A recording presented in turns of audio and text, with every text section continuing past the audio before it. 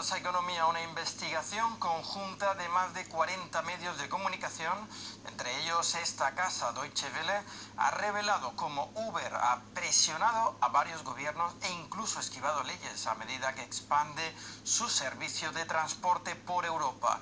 Documentos filtrados sugieren, por ejemplo, que Uber escondió informaciones a investigadores de los Países Bajos, incluso desactivando de forma remota aparatos de sus oficinas en Ámsterdam.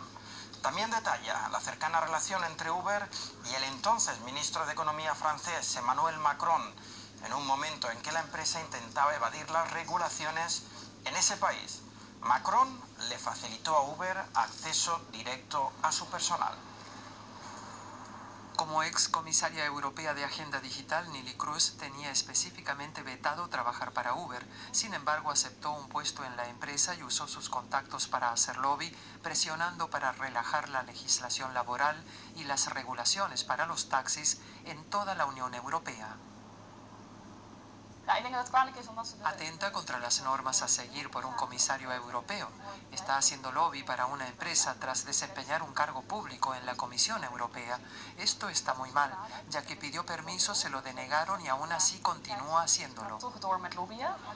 La filtración muestra también cómo el presidente francés Emmanuel Macron mantuvo varias reuniones no declaradas con ejecutivos de Uber durante su etapa como ministro de Economía entre 2014 y 2016.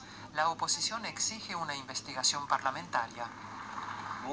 Una comisión investigadora de la Asamblea Nacional puede arrojar luz sobre el tema para confirmar qué es verdad en los documentos filtrados sobre Uber. La legalización de Uber motivó en su día las protestas de taxistas y sindicatos. Mensajes enviados por el exdirector general de la empresa, Travis Kalanick, muestran que este consideraba la violencia contra los conductores de Uber como una forma de ganarse a la opinión pública. La violencia garantiza el éxito, habría escrito. Además, Uber habría implementado en sus oficinas de varios países un dispositivo para interrumpir el acceso a sus servidores e impedir así que las autoridades pudiesen recolectar evidencia durante los registros policiales. En un comunicado, Uber reconoce errores, pero los atribuye a la antigua directiva. Nos conectamos ahora con José Luis, consejero en Bruselas. Saludos. ¿Quién asume las responsabilidades de estas relaciones que supuestamente favorecieron a la empresa en Europa? ¿Qué más se ha dicho sobre este asunto?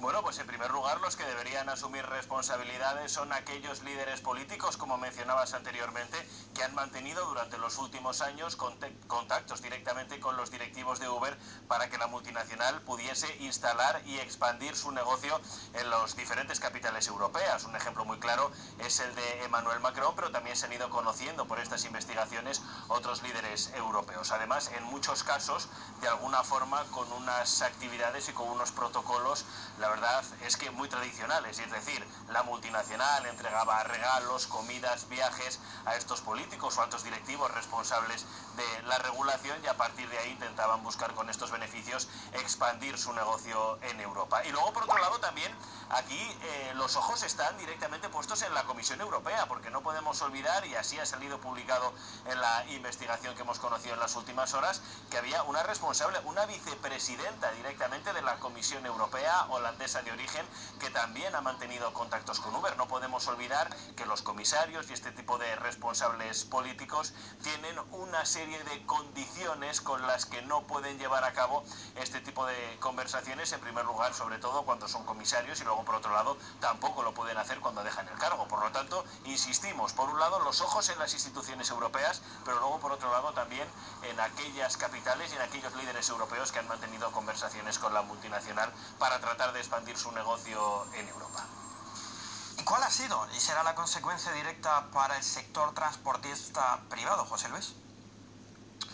Bueno, pues ese es un debate que tenemos que analizar de cara a los próximos días. En primer lugar, porque hay que recordar que la regulación de Uber y también de otras grandes plataformas tecnológicas es reciente aquí en Europa. Durante muchos años, este tipo de vehículos de transporte privado de alguna forma desarrollaban su trabajo en las capitales europeas sin una regulación concreta. Y esto provocó grandes protestas, grandes manifestaciones, muchas de ellas de bastante importancia y envergadura por parte del sector del taxi. Recordemos que se han paralizado ciudades, también de alguna forma el sector del taxi iba en contra directamente de los conductores privados de Uber y también de otras plataformas, y de alguna forma eso ha ido creando entre la población europea un rechazo al sector del taxi en detrimento del sector del vehículo privado, ¿no? Que de alguna forma todos se preguntaban cuál era la razón por las que no podían ponerse en marcha a trabajar en las diferentes ciudades.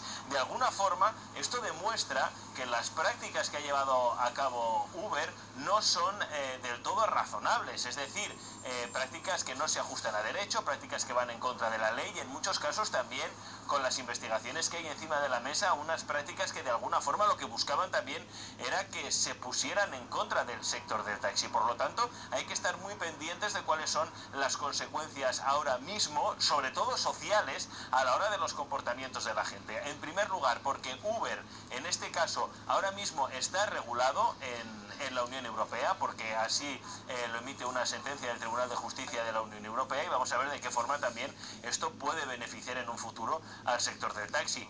Dudo mucho, esto es lo que se ha hablado también hoy aquí en la capital comunitaria, que esta situación se puede llevar por delante, ¿no?, a la multinacional americana, pero de alguna forma se pone de manifiesto, se pone de relieve que su expansión en Europa quizá se llevó a cabo no con prácticas legales en este caso. Gracias, José Luis.